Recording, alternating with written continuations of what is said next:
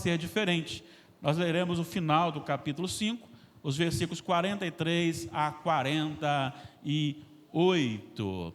Eu convido a se colocar em pé, e eu convido a ler assim com bastante alegria, para que essa atitude faça sumir um pouco o cansaço que normalmente sei que você está pelo trabalho e tudo mais, né? Então você solte bem a sua voz, vamos ler juntos a palavra do Senhor. Mateus 5, 43 a 48, o título sugerido na nossa edição, que nós usamos, do amor ao próximo. Leamos. Ouvistes que foi dito, amarás o teu próximo e odiarás o teu inimigo. Eu, porém, vos digo, amai os vossos inimigos e orai pelos que vos perseguem, para que vos torneis filhos do vosso Pai Celeste, porque Ele faz nascer o seu sol sobre maus e bons, e vir chuvas sobre justos e injustos. Porque se amardes os que vos amam, que recompensa tendes? Não fazem os publicanos também o mesmo? E se saudardes somente os vossos irmãos, que fazeis demais? Não fazem os gentios também o mesmo? Portanto, sede vós perfeitos, como perfeito é o vosso Pai Celeste. Que o Senhor, inspirador das Escrituras, nos ilumine e nos edifique. Amém. Irmãos, podem se assentar. Nosso título de hoje, o tema, como lidar com os inimigos. Confesso que muito mais que vocês, talvez não medindo o grau, cada um sabe o seu, mas eu me sinto desafiado, profundamente desafiado com o capítulo 5, 6 e 7 de Mateus, que é o Sermão da Montanha, que é atualíssimo, que é um sermão que trata das realidades agora, para aqui, para nós, na nossa cultura, no nosso local de vida. E a gente pode medir a nossa espiritualidade observando as nossas ações e reações diante daquilo que nos é oferecido, principalmente contrário à nossa própria vontade. Quando alguém nos ofende, quando alguém nos contraria, a nossa ação ou reação é uma boa opção de medição da nossa espiritualidade. Na verdade, principalmente quando eles declaram que não gostam de nós, como nós reagimos a isso, mostra quem realmente nós somos. E se fizermos uma análise breve desses acontecimentos com as nossas ações e reações, apontando para as Escrituras Sagradas, nós seremos frustrados conosco mesmo. Porque olharemos para nós e veremos que muitas vezes impera o nosso eu. O ego está sempre à frente. A gente sempre gosta de ser visto, embora a gente saiba que não deva, a gente busque não fazer, mas isso está sempre embutido na gente, a gente precisa lidar com isso constantemente, fazer morrer a nossa natureza terrena. Porque quando nós buscamos o nosso próprio eu, quando nós queremos manifestá-lo, nós estamos pecando contra o Senhor. Por isso, os desafios do esvaziamento do eu, que nós vemos aqui na primeira bem-aventurança. Bem-aventurados pobres de espírito. Lembra que nós destacamos aqui, o pobre é como um mendigo, aquele que não tem nada para oferecer para o Senhor. Então, este recebe do Senhor. Então, não tem como você manifestar ou alimentar qualquer qualidade que você possa pensar que lhe dê qualquer direito diante de Deus. É por isso que no decorrer do capítulo, Jesus falou, olha, vocês estão pensando que isto é pecado? Pois então, isto é pecado, mas isso também é pecado. É muito comum você ver aí pessoas até de certa forma grosseiras, quando um familiar cristão, e um membro da família comete o suicídio, aí sempre tem aqueles que vão para a rede social e dizer que estão no inferno, estão porque cometeram o suicídio, mas no mesmo texto que fala sobre o suicídio, fala que o mentiroso também não é do reino dos céus. Fala o contexto, os maledicentes não é do reino dos céus. Então assim, a seriedade é que nós quebramos a lei. Quebrou a lei, já é digno de condenação. Lembra do que ele disse sobre a questão relacionada ao sexto mandamento do homicídio? Ouviste que foi dito, não matarás. Quem matar está sujeito a tribunal. Eu, porém, vos digo, quem insultar ou chamar alguém de tolo, está sujeito a tribunal. Então é muito mais grave no sentido parâmetro lei do que nós podemos imaginar. Agora nós chegamos no sexto e último anúncio, esta frase, nesta última frase, sexta e última frase de Jesus, dessa comparação. Ouviste o que foi dito, eu, porém, vos digo. E este momento é um momento crucial, porque ele trata de algo muito sério e que nos joga por terra. E dentro deste ensinamento final, nós seremos edificados e desafiados de uma maneira muito intensa. Eu quero que você venha comigo, você pode participar, você pode levantar a mão, pode perguntar, pode contribuir, será para o nosso enriquecimento, nossa edificação. Eu tenho falado sempre que quando a igreja está reunida, o único professor é o Senhor Espírito Santo. Nós somos todos alunos, Ele é que nos ensina. A primeira coisa que eu quero destacar com vocês é o perigo de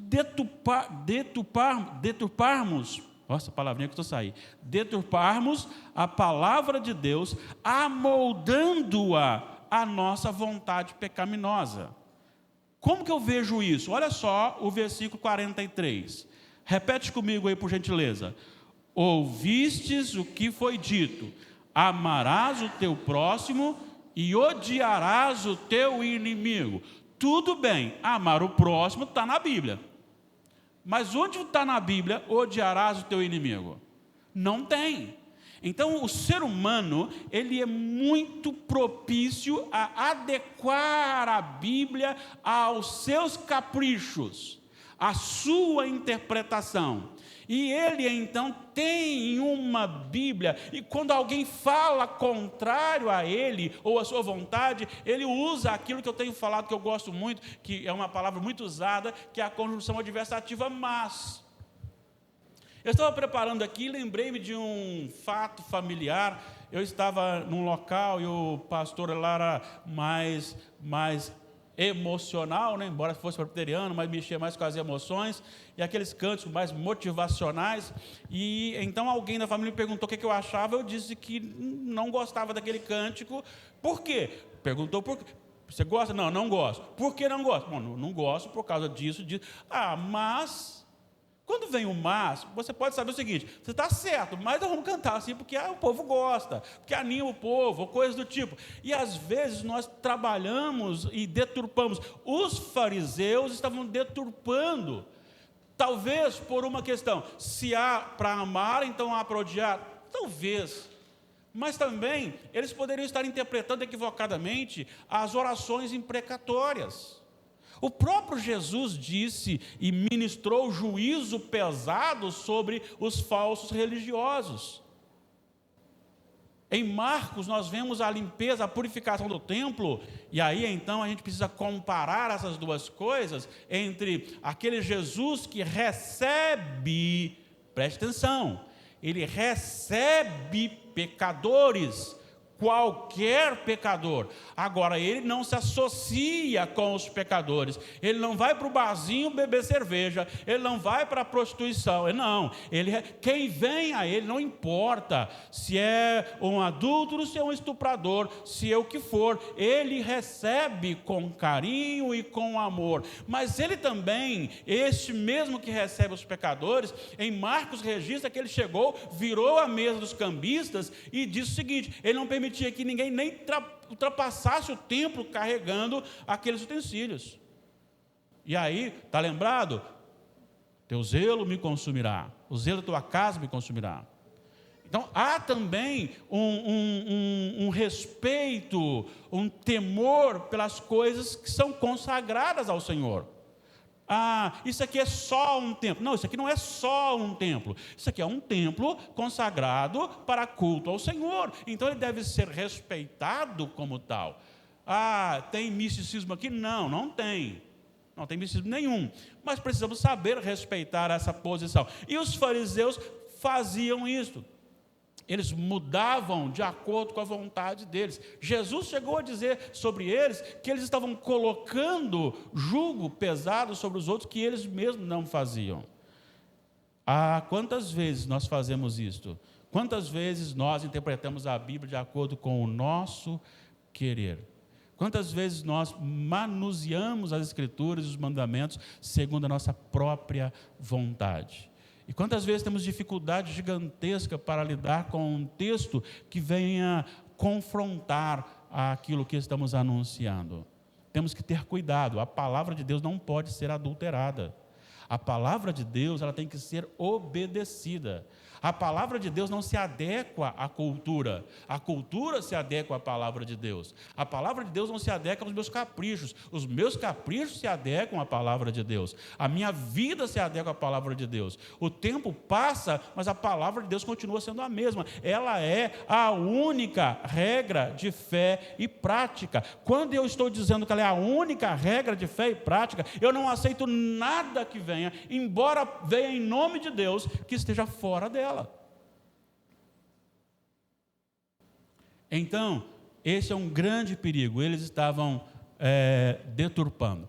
Mas eu preciso explicar rapidamente por que então que há as orações imprecatórias e há também palavra de juízo de Jesus sobre os religiosos, se ele mesmo fala que temos que amar os inimigos.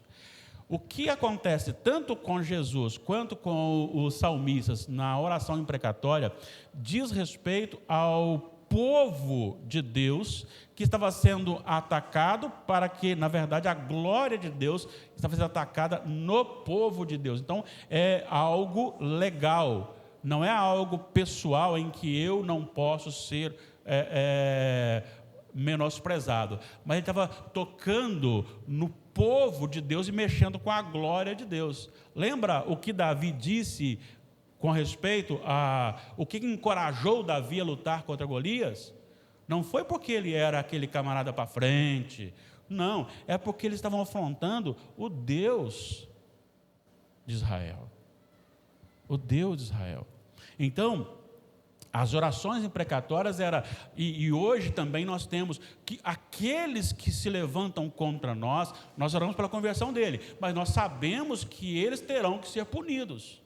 E se eles não se arrependem, então nós saberemos que eles são punidos. Diz João, citando então as suas visões de Apocalipse, que as almas dos decapitados clamam por justiça. Isso é diferente de você amar o inimigo. Aqui é um relacionamento pessoal. Então, cuidado para não deturpar a palavra de Deus.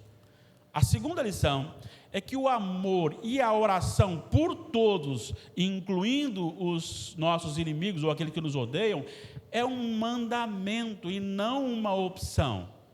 Olha o versículo 44, o que Jesus disse. Depois de falar, ouviste o que foi dito, agora ele diz, vamos lá, eu, porém, vos digo, amai os vossos inimigos e orai pelos que vos perseguem. Preste atenção numa coisa, ele não diz assim, vou apresentar uma sugestão para vocês. Ele não diz assim, você tem a opção de ou ficar calado, emburrado, ir para casa murmurando sozinho, ou você tem a possibilidade de amar e orar. Não, ele disse, eu, porém, vos digo. Ele está categoricamente dizendo, amai os vossos inimigos e orai pelos que vos perseguem. E tem ainda alguma tradução que enriquece mais ainda, fale bem, louve aquele que fala mal de você.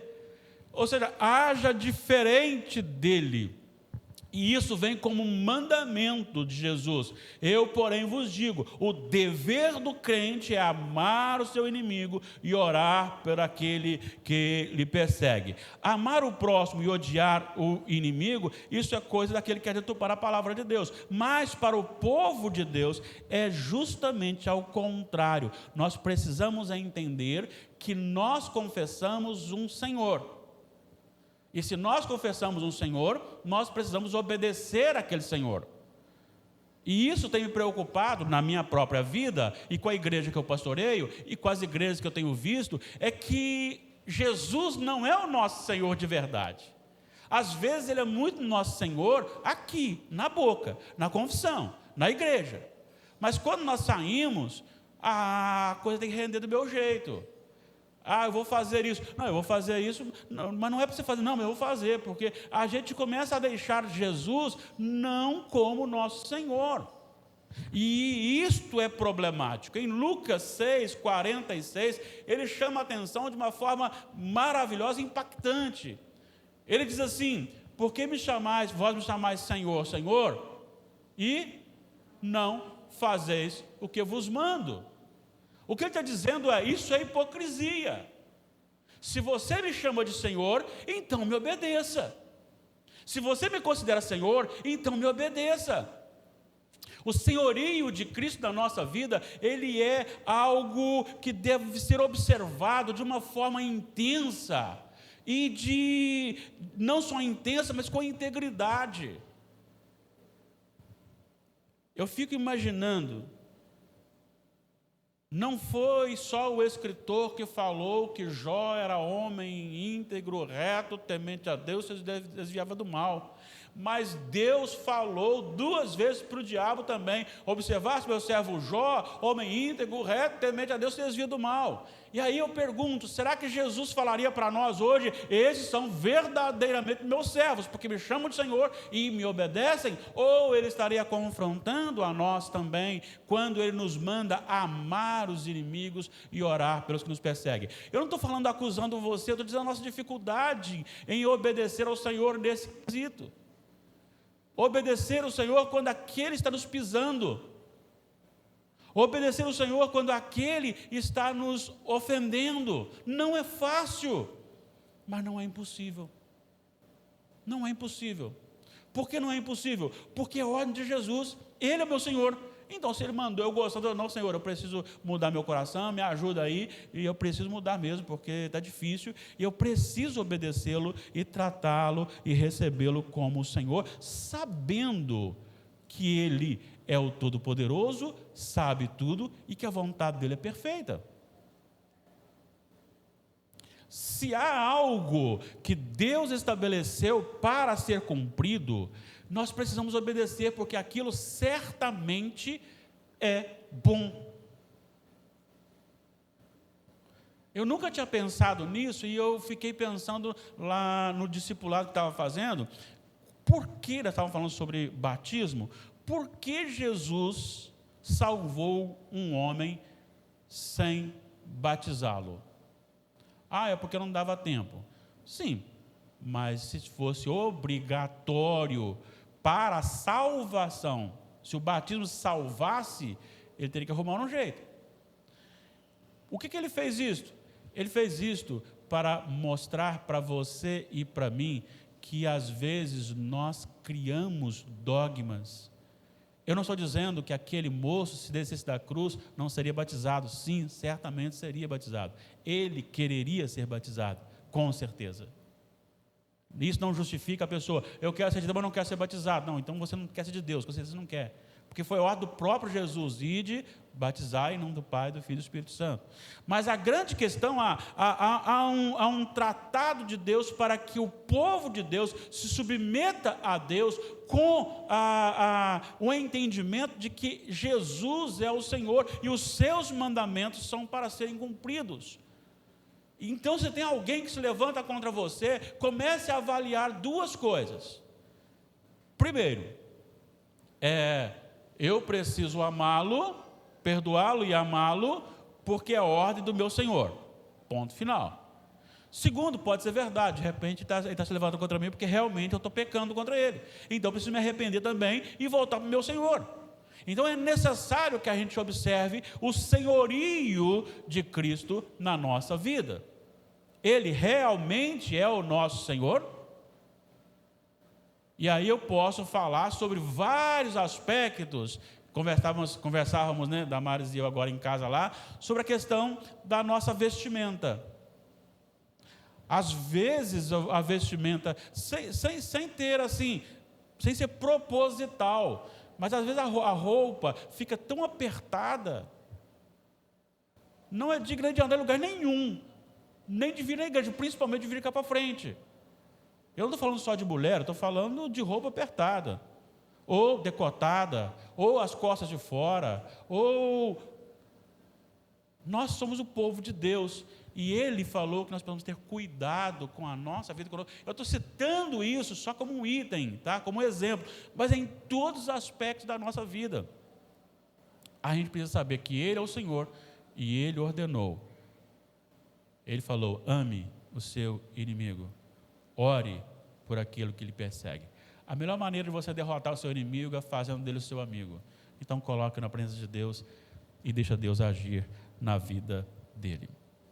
Terceira lição: as ações de uma pessoa revelam características de quem ela pertence, quem é o seu Senhor, quem lhe governa. Versículo 45, vamos ler. Para que vos torneis filhos do vosso Pai Celeste, porque Ele faz nascer o seu sol sobre maus e bons, e vir chuva sobre justos e injustos. Vamos lembrar, para que vos torneis filhos de Deus. É algo extraordinário. A gente repete, quando a gente casa, tem filho, e o filho cresce, a gente repete com eles aquilo que nossos pais fizeram com a gente, e a maneira de falar, a maneira de ser, muitas coisas a gente copia dos nossos pais. E Jesus está dizendo o seguinte: você precisa amar o seu inimigo, orar pelo que você persegue, porque você é filho do Pai Celeste. E o Pai Celeste cuida. Ele está dizendo aqui de relacionamento. Ele está dizendo aqui de conversa, de serviço. Vamos lembrar que, embora no capítulo 2 de Efésios, versículos 8 e 9, o Senhor inspirou Paulo, e Paulo então escreveu: pela graça sois salvos, mediante a fé, isso não vem de vós, é dom de Deus, não de obras para que ninguém se glorie. Mas no versículo seguinte ele diz: somos feituras dele, criados em Cristo Jesus para toda boa obra, que Deus de antemão preparou para que andássemos nela. Somos feitura dele. Lembra que nós falamos aqui recentemente o que significa feitura no grego? Poema, da onde vem o poema? E o poeta, muitas vezes, ele é identificado pelo seu poema. Nós somos para identificar Deus. Deus precisa ser reconhecido na nossa vida. E Ele é aquele que dá sol para o ateu. Ele dá chuva para o ateu. Ele dá emprego para o ateu. Ele dá saúde para o ateu. Ele dá saúde, não vou dizer nem somente para o ateu, para uma classe pior do que os ateus, que é aquele que sabe que Deus existe e ainda assim, declaradamente se manifesta contra ele. E Deus continua dando para ele as bênçãos da provisão. Sendo assim, nós também precisamos nos relacionar independentemente com o nosso próximo, da mesma forma, com os serviços necessários. Olha só, o Senhor Jesus estava lá caminhando, e os discípulos caminhando, e começaram a conversar, e o que estão conversando aí? Ah, não, porque tem dois aí querendo sentar um da tua direita e da tua esquerda no teu reino. E nós estamos chateados com isso. Bem típico, né? De ser humano, né? Bem típico. Cada um querendo a proeminência. E Jesus diz para ele assim: olha, aqui é assim. O maior é servido pelo menor. Mas no reino do meu Pai é diferente. O menor é servido pelo... O menor é aquele que é servido. E o maior é o que serve. Inverte tudo. Inverte tudo. O escravo, então, é maior do que o senhor. no reino do meu Pai. E ele encerra dizendo assim: eu, o Filho do Homem, não veio para ser servido, mas para servir e dar a sua vida em resgate. E o que ele está chamando é não olhar para o outro, se ele fez alguma coisa contra você ou não, mas sirva-o na sua necessidade. Passou, viu, parou, olhou, serviu, ok, não, o cara não quer conversa, deixa para lá, mas fez, serviu, atendeu e vai embora. Nós devemos deixar o juízo por conta de Deus.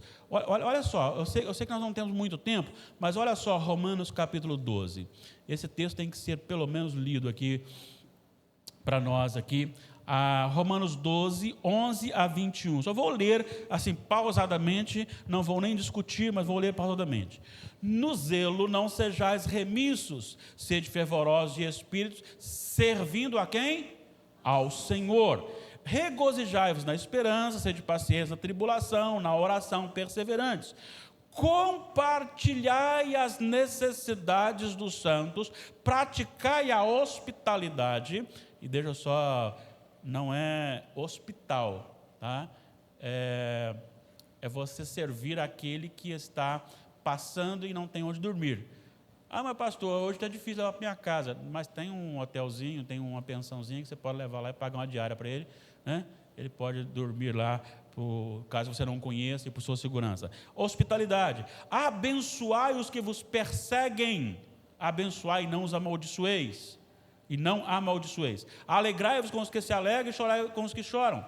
Tende o mesmo sentimento uns para com os outros, em lugar de seres orgulhosos, condescendei com o que é humilde. Não sejais sábios aos vossos próprios olhos. Não torneis a ninguém mal por mal. Esforçai-vos por fazer o bem perante todos os homens. Se possível, quando depender de vós, tende paz com todos os homens. Não vos vingueis a vós mesmos, amados, mas dá lugar à ira, porque está escrito: a mim me pertence a vingança, eu é que retribuirei, diz o Senhor. Pelo contrário, se teu inimigo tiver fome, dá-lhe de comer, se tiver sede, dá-lhe de beber, porque fazendo isto amontoarás brasas vivas sobre a sua cabeça. Não te deixeis vencer do mal, mas vence o mal com o bem. Isto é o fechamento do capítulo 5. Fazem mal para você, faz bem para ele. Se tem uma coisa que é ruim, é você receber o bem daquele que você fez o mal, porque você não tem o que falar dele depois. Já pensou? A pessoa, eu ofendo alguém, eu brigo, eu xingo, falo mal, e de repente aquela pessoa faz o bem para mim. Não, mas eu não quero que ela faça o bem, porque eu quero continuar falando mal dela. Então, se ela não me atender, é mais uma razão para eu criticá-la. Mas ela me ajuda, ela me serve, aí quebra. E isto está estabelecido como ordem do Senhor, como parecer-se com Deus. Deus assiste. Mas esse parecer com Deus aqui também, embora você tenha que servir, não significa coadunar, não significa concordar com o erro do outro, não significa esconder, não significa estar do lado. Você pode amar, servir, falando a verdade, corrigindo: olha, o que você está fazendo não é correto. Mas você não faz com superioridade, você faz com igualdade. Com igualdade. Vamos aqui para a gente encerrar. O crente é uma pessoa especial, presta atenção nisso. Não é uma pessoa comum. Recriado por Deus e para Deus, tendo como padrão de vida o próprio Deus, e não o seu próximo como igual. Olha só o que ele diz aqui, ele vai num parênteses aqui, né? No Mateus, ele vai num parênteses aqui, falando que se você faz isso, todo mundo faz, aquilo todo mundo faz. Então, se você fazer igual ao mundo, não tem sentido nenhum. Tem que ser diferente, luzeiro, tem que brilhar Jesus. Então ele vai dizer aqui agora, quando chegar então no versículo 48, portanto, sede vós perfeitos, como perfeito é vosso Pai Celeste. O que ele está dizendo aqui é que é muito fácil eu comparar a minha vida com a de Brenda, com a de Dona Creuza, porque como eu sou egoísta, eu sempre acharei superioridade em mim, em comparação com as duas irmãs. Mas com certeza elas também encontrarão superioridade nelas, ele teve também. Porque nós somos assim, nós gostamos de nós mesmos. Não tem mandamentos para você assim, ame você, viu? Ame você. Aquele mandamento, amar o próximo como a ti mesmo, não é amar o próximo e a ti mesmo, é como a ti, porque nós já amamos a nós demais. Nós já nos amamos demais da conta. Até as coisas erradas que nós fazemos é porque nos amamos demais. Pode ter certeza disso. O mandamento de Jesus não é assim, tadinho de vocês, ama você também, você não está amando a você. Não, não é isso não. Quando eu começo a me colocar para baixo e fazer, e isso não for dentro de um padrão celestial, é porque eu estou, olha para mim, eu estou até emagrecendo, de tanto que eu estou trabalhando, está vendo? Estou carregando gente para lá, carregando gente para cá, tadinho de mim, olha para mim. Não, olha, eu não mereço. Pode bater em mim, pode bater, que eu não mereço. Na verdade, se isso não tivesse sendo um fruto do Espírito, não passa de dizer, olhe para mim, ou seja, eu e eu de novo. Aí alguém vira e fala assim, que pastor humilde. Aí eu fico exaltado de tanta humildade. Agora, as decisões que eu tomo têm que ser tomadas porque realmente eu me esvaziei e vi que eu não tenho nada para oferecer. Se há alguma coisa em mim, olha, vamos ver aqui se alguém está falando sobre isso. 1 Crônicas, vamos só lembrar, né? Não existe 1 Crônicas nem 1 Reis, primeiro, porque é livro. Então, 1 Crônicas 29, versículos 13 e 14. 1 Crônicas 29, 13 e 14. Agora, pois, ó nosso Deus, graças te damos e louvamos o teu glorioso nome, porque quem sou eu? E quem é o meu povo para que pudéssemos dar voluntariamente estas coisas? Ele está falando de toda a oferta que foi dada para a construção do templo. Tudo aquilo que foi, o pessoal abriu mesmo a mão no bolso, não, vamos abençoar a igreja, vamos para construir o templo, vamos lá, e fez tudo isso, assim, tiraram deles mesmo, foi assim uma coisa maravilhosa. E Davi diz assim, quem sou eu? E quem é o meu povo para fazer isso voluntariamente? Olha como é que ele encerra o versículo, porque tudo vem de ti, e do que é teu, tu damos. Olha, o Guilherme era pequenininho, aí o Wendel vai lá, até hoje ele aceita se fizer, aí o Wendel vai lá e compra um pacotão de pipoca para ele, e dá para o Guilherme. Aí o Wendel vai falar assim, me dá um punhado dessa pipoca. É isso que acontece com o povo de Deus. Deus nos dá e quer que nos relacionemos com Ele num coração com liberalidade. Então, essa questão de ser um povo diferenciado, um povo chamado por Deus para ser comparado com Deus e não com o homem, porque eu sempre manterei o meu eu.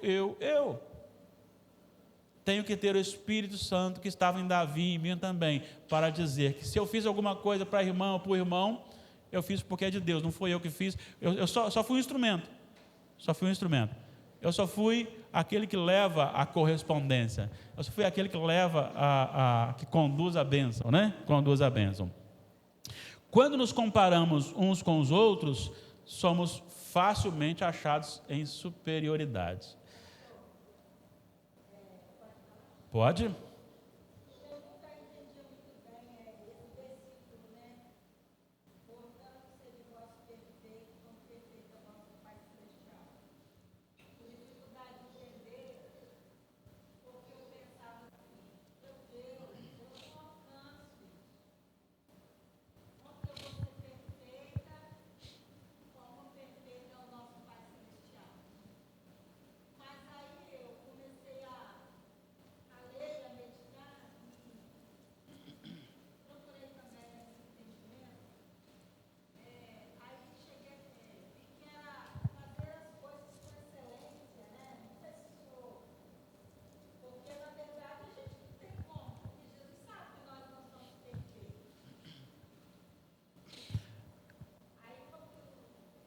Na verdade, vamos deixar a própria Bíblia responder a sua palavra.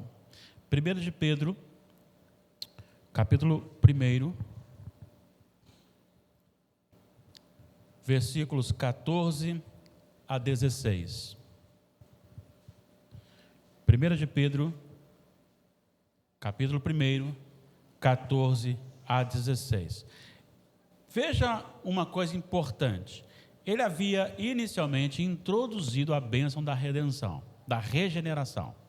Ele disse que é tão espetacular aquilo que você tem, que eu tenho, e que vibramos tão pouco, que os anjos anelam perscrutar, entender de maneira... Os profetas profetizaram sem saber o que era, e nós estamos aqui já sabendo e experimentando o que é. Aí, diante disso, ele diz, por isso, a grandeza da redenção, no 13 ele diz, cingindo o vosso entendimento, não seja levado pelo seu líder religioso, a não ser que ele esteja fundamentado na Bíblia.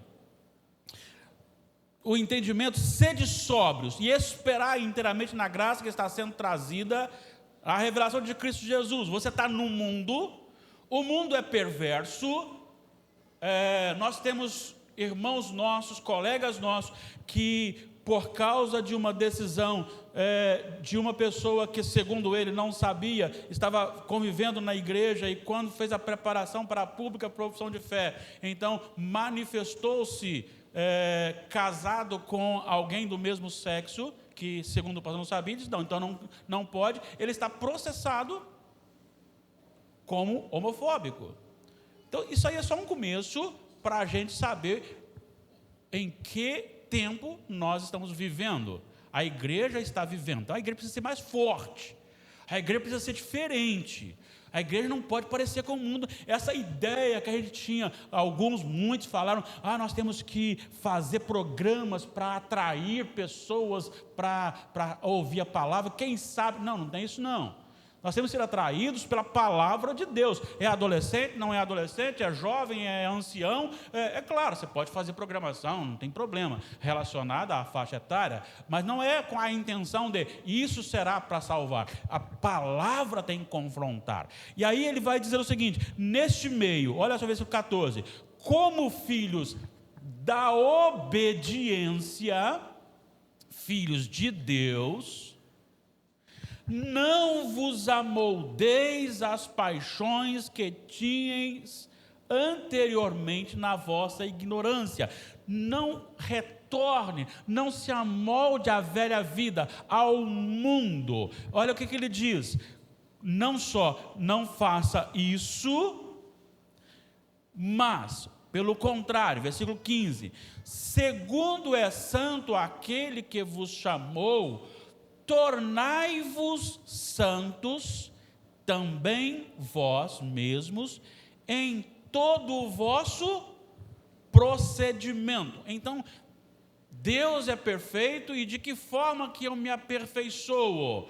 No desenvolvimento do meu procedimento, no padrão das Escrituras sagradas. E ele então, no versículo 16 diz, porque escrito está, sede santo, porque eu sou santo. Uma ordem de Deus, uma determinação de Deus. Agora, eu sou santo, sou separado, eu sou parecido com Jesus. Eu fui atraído pela eleição, pela predestinação e pelo chamado.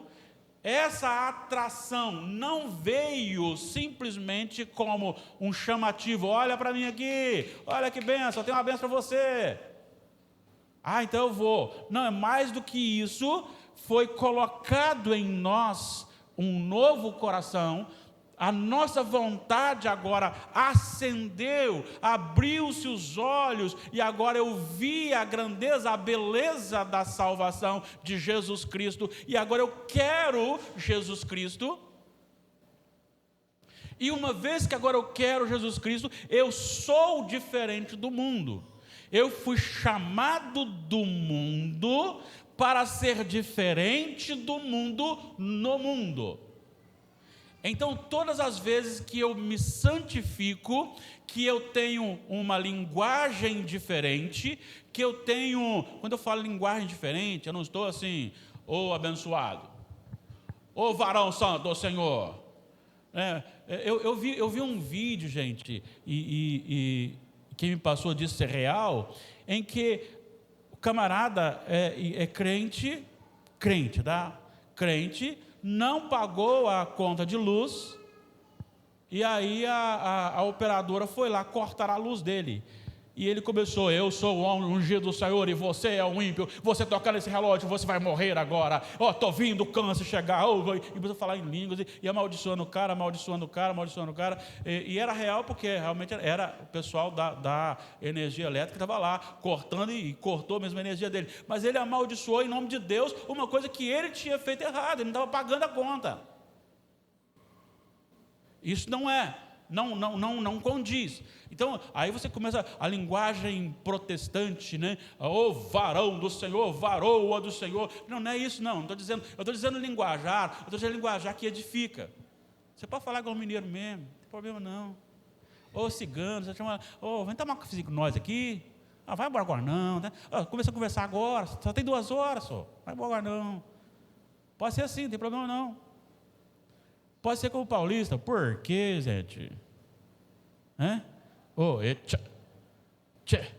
Como do senhor. Ou o banheiro, oxe, não importa. Mas a sua palavra tem que ser edificante. Sabe, você tem que saber que você está ali e de repente o camarada fala assim: olha, você viu a tempestade que caiu? Aí você diz assim: é mesmo, né? Que tristeza, né? Pois então, só não foi pior porque o Senhor foi misericordioso, porque o nosso pecado nos conduz a isso. E a palavra de Deus diz que as misericórdias dele são a cara de sermos consumidos, porque o nosso merecimento não é mais do que isso. Aí você começa a introduzir a palavra de Deus. É esse contexto de linguagem diferente. Você viu o que o Guilherme estava fazendo? Aí você diz: olha, você tem certeza? Vamos orar por ele, vamos lá conversar com ele para que ele seja retornado da presença de Deus. Mudar as coisas, linguajar diferente. E aí então, qual que é o padrão? O povo de Deus, Cidinha, ele não vai ser perfeito enquanto não morrer e ressuscitar, certo? Mas sede perfeito sede parecido com o padrão. E aí então tem uma coisa muito interessante: a nossa igreja é melhor do que a igreja vizinha. Olha só a quantidade de bandeira que tem aqui. Aí eles vão falar assim: a nossa igreja é melhor do que a deles. Olha isso assim que nós temos que eles não têm. Então, comparar um com o outro é fácil, mas Jesus está dizendo o seguinte: você tem que viver uma vida no padrão de Deus. Por isso ele fala, se você, ele está dizendo assim, vamos voltar aqui, em Mateus. Ele está dizendo assim, versículos 46 e 47. Porque se amardes os que vos amam, que recompensa tendes? Não fazem os publicanos também o mesmo? E se saudades somente os vossos irmãos, que fazeis demais? Não fazem os gentios também o mesmo? Então, você não pode ser parecido com este mundo. Você tem que ser parecido com Jesus. Então, a questão de sede vós perfeitos aproxime-se o máximo que você puder do padrão de Deus. Sede santos, porque eu sou santo. Isso é uma ordem de Deus. Lógico que eu vou falhar, lógico que eu vou errar, mas só até mesmo quando a gente erra. Quer um exemplo? Vamos pôr um exemplo aqui, para a gente fechar. Agora é para fechar mesmo, né? Para a gente fechar. Só um exemplo da diferença quando você tem o Espírito Santo agindo já na sua vida.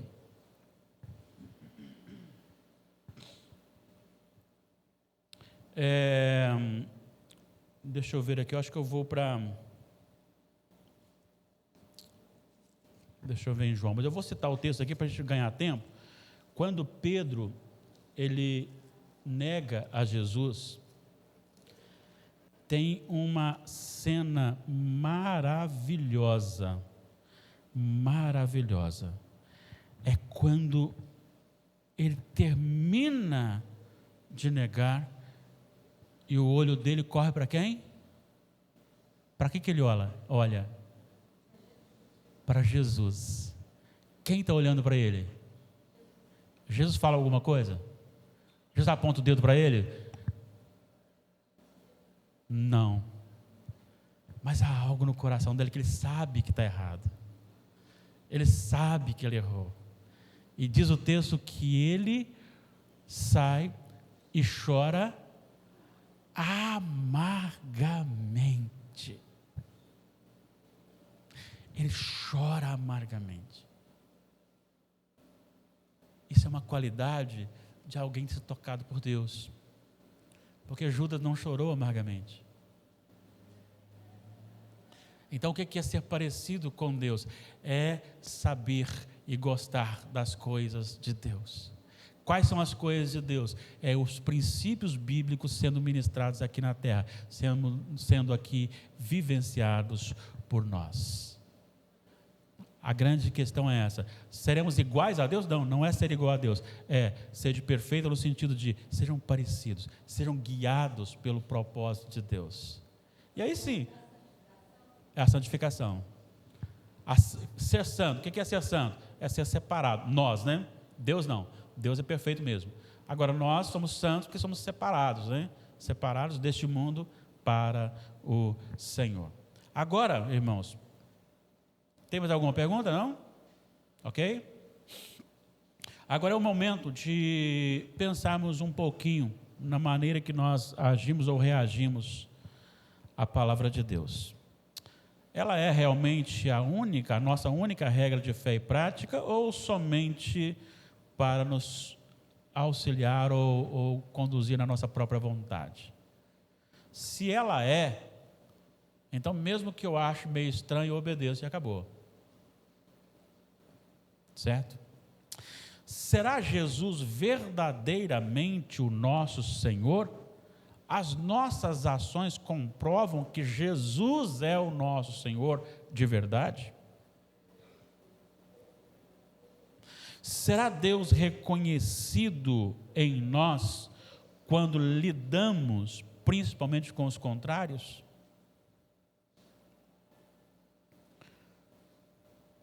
Qual o padrão você tem usado para medir a sua vida? A vida do outro ou os mandamentos do Senhor?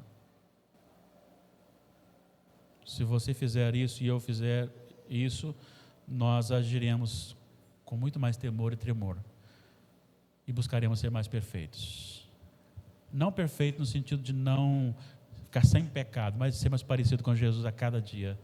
As pessoas olham e falam assim: olha, não gosto dele não, mas que ele parece com Deus, ele parece. Se tem uma coisa que incomoda muito é a verdade. A verdade incomoda, mas a verdade não pode ser escondida. Então viva para a glória de Deus, em nome de Jesus. Tem alguém que não gosta de você? Comece agora a interceder por ele. Peça a bênção de Deus sobre ele. Peça a bênção de Deus para que o coração dele seja aberto para Jesus. Comece a estar à disposição, se ele precisar. Vamos colocar em pé?